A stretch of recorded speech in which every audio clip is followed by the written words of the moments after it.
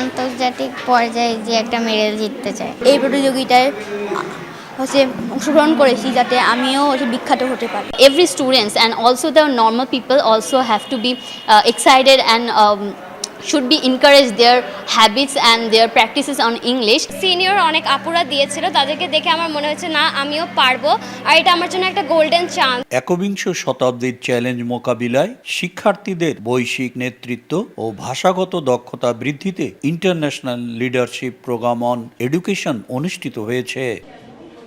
শনিবার GEIST international foundation আয়োজিত প্রতিযোগিতাটির রংপুর বিভাগীয় রাউন্ড নীলফামারী সৈয়দপুরে ক্যান্টনমেন্ট পাবলিক স্কুল ও কলেজে আয়োজিত হয়েছে।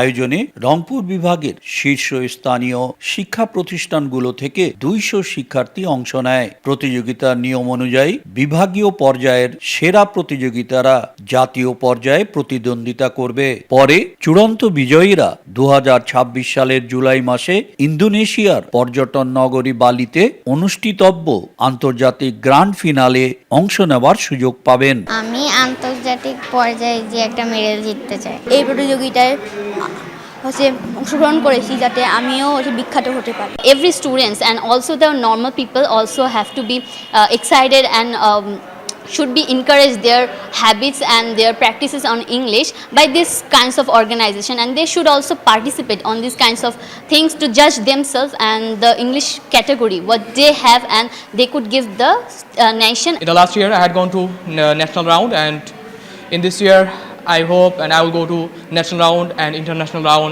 সিনিয়র অনেক আপুরা দিয়েছিল, তাদেরকে দেখে আমার মনে হচ্ছে না আমিও পারবো, আর এটা আমার জন্য একটা গোল্ডেন চান্স। জিস থেকে আমরা আরও বিদেশে যাই, আরও নতুন কিছু আরও শিখতে পারবো। আমার স্কিল ডেভেলপমেন্ট এটা কাজে দিবে, এবং ফিউচারে যদি আমি কোনো ভার্সিটি পড়তে চাই এটা সেখানেও কাজে দিবে। এরপর নেক্সট আরও অনেক কম্পিটিশনে যাতে ওরা অংশগ্রহণ করতে পারে, এর মাধ্যমেই তারা অনুপ্রাণিত হবে এবং উৎসাহিত বোধ করবে। 3 টপার্স তারা স্কলারশিপের আওতায় আসবে, যেটি আন্তর্জাতিক রাউন্ডে ইন্টারন্যাশনাল লিডারশিপ প্রোগ্রাম বা গ্লোবাল এক্সচেঞ্জ প্রোগ্রাম হিসাবে ইন্দোনেশিয়া পর্যটন নগরী বালিতে অনুষ্ঠিত হবে। তো ওখানে আরও নতুন নতুন সেগমেন্ট আছে।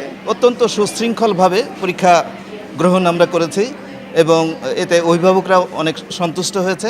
আশা করি আমাদের স্টুডেন্টরা ভবিষ্যতে আরও ভালো করবে। সুপ্ত প্রতিভা বিকাশের জন্য এই ধরনের প্রোগ্রাম একটি ফ্রুটফুল একটা বিষয়, আগামীতে নতুন প্রজন্ম তথা মেধাবী প্রজন্ম গড়ে তোলার জন্য।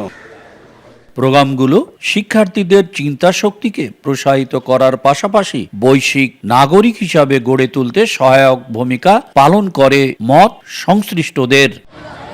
শাকির হোসেন বাদল, সময় সংবাদ, নীলফামারী।